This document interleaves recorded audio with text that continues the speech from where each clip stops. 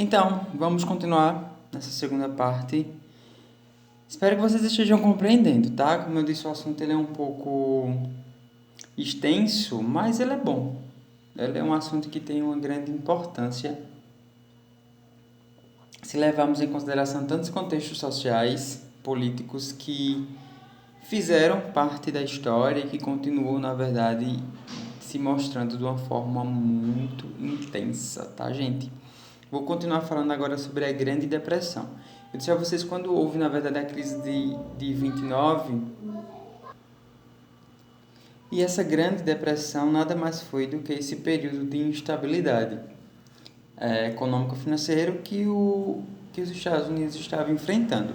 Essa Grande Depressão, ocasionada pela crise de 29, trouxe uma grande recessão econômica. O que é essa grande recessão? É um fenômeno de diminuição econômica do país, ou seja, os Estados Unidos ele vinha numa linha de desenvolvimento inimaginável, né? Assim, extraordinária, digamos assim.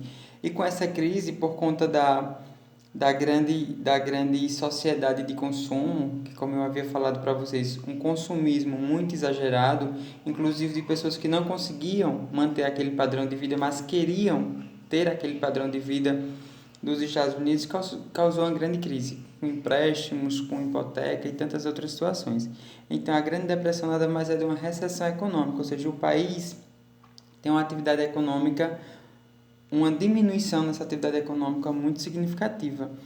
Como eu havia dito a vocês, os Estados Unidos, quando ter participado do bloco que ganhou a Primeira Guerra Mundial e começar o seu crescimento, ele também financiou outros países que tinham sido prejudicados pela guerra, ou seja, ele forneceu empréstimos. Como agora o país estava passando por uma crise, ele começou a cobrar de forma antecipada esses empréstimos que ele havia fornecido a outros países. Então, a crise começa a se instalar nos Estados Unidos.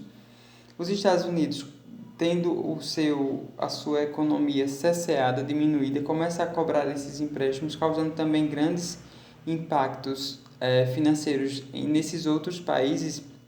E nós vamos ter agora uma crise muito generalizada. Levando em consideração também que quando um país como os Estados Unidos, que era um grande exportador de produtos, entra em crise, então é lógico que outros países vão entrar em crise também. E principalmente pela questão do empréstimo, como eu disse a vocês.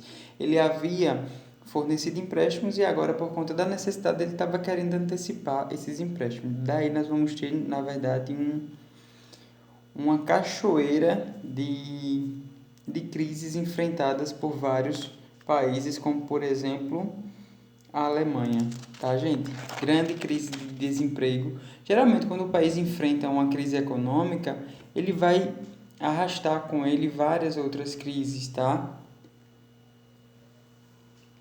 Nós teremos crise em questão de desemprego, falta de desemprego. Daí nós vamos ter problemas em outros segmentos, porque, por exemplo, se eu fico desempregado, eu deixo de consumir.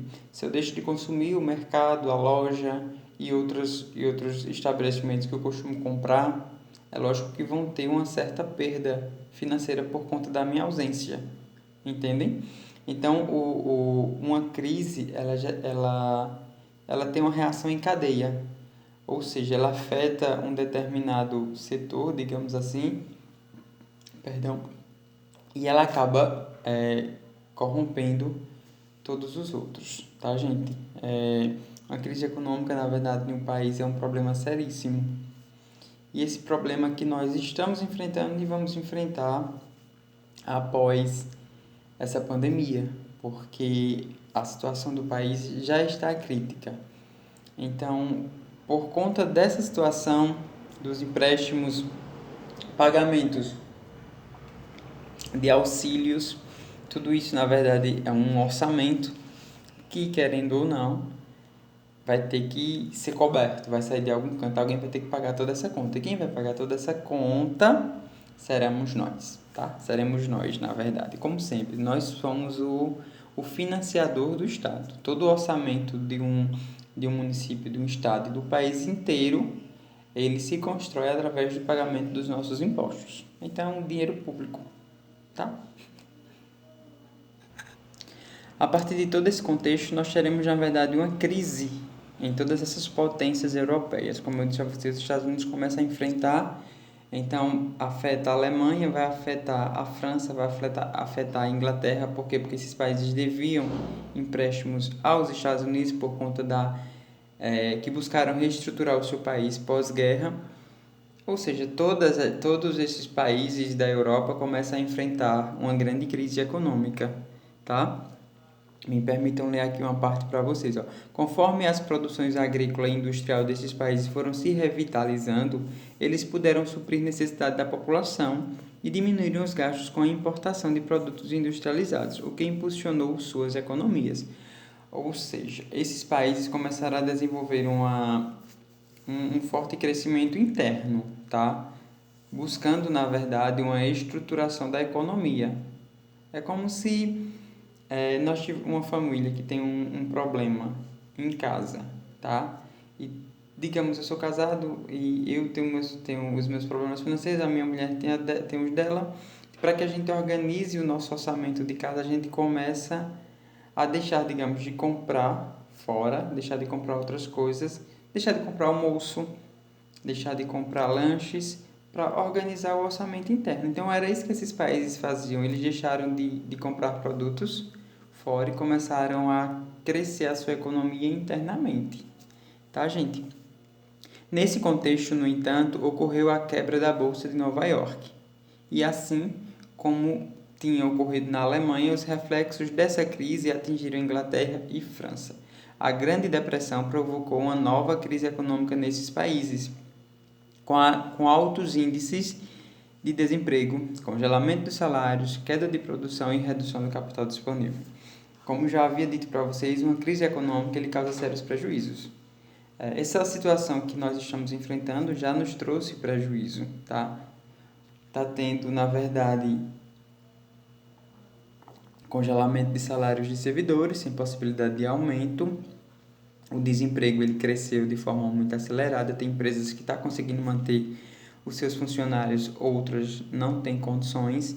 Outro fator que pode ser gerado em relação a uma crise econômica, além de desemprego, congelamento de salário, falências. Muitas empresas, principalmente empresas pequenas, que geralmente funcionavam com um capital de giro interno, tá? Essas empresas elas começam a falir. Por quê? Porque se nós nesse período lá eles estavam vivendo uma crise. E eu estou comparando com o período que nós estamos vivendo hoje. Pequenas empresas, por exemplo, que se mantinham do orçamento da gente. Um mercadinho, por exemplo. O mercado nem tanto, porque todo mundo está tendo que comer, então está comprando comida do mesmo jeito. Mas digamos uma loja de informática pequena ou algum tipo de aparelho eletrônico que nessa situação nós não estamos comprando. Por quê? Porque não é necessário, a gente está dando prioridade ao que realmente é necessário, que é a alimentação. Então essas empresas deixam de vender. Então se elas deixam de vender, elas deixam de ter um capital e acabam realmente falindo, tá? Em outra situação, tem uma partezinha aqui que eu não deveria, mas eu vou conversar com vocês para que vocês entendam um pouco. Todos esses países que estão enfrentando essa crise, eles são países capitalistas, tá, gente? Estados Unidos, Inglaterra, França. Capitalismo, como a gente sabe, é aquele meio de produção através da força de trabalho. Quem trabalha tendo aquela situação da mais-valia, né?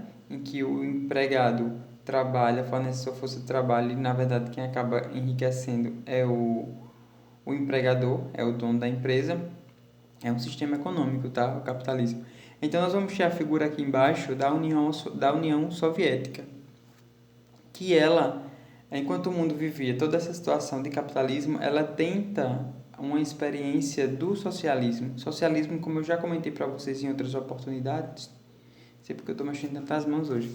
Capitalismo, o socialismo, como eu havia comentado com vocês em outra oportunidade, é um sistema econômico também, só que ele busca, na verdade, uma distribuição, tá? de capital. Enquanto o capitalismo vai dizer que quem vai trabalhar mais vai ganhar mais, o socialismo ele busca, na verdade, uniformizar, fazer com que todo mundo tenha acesso aos bens da vida.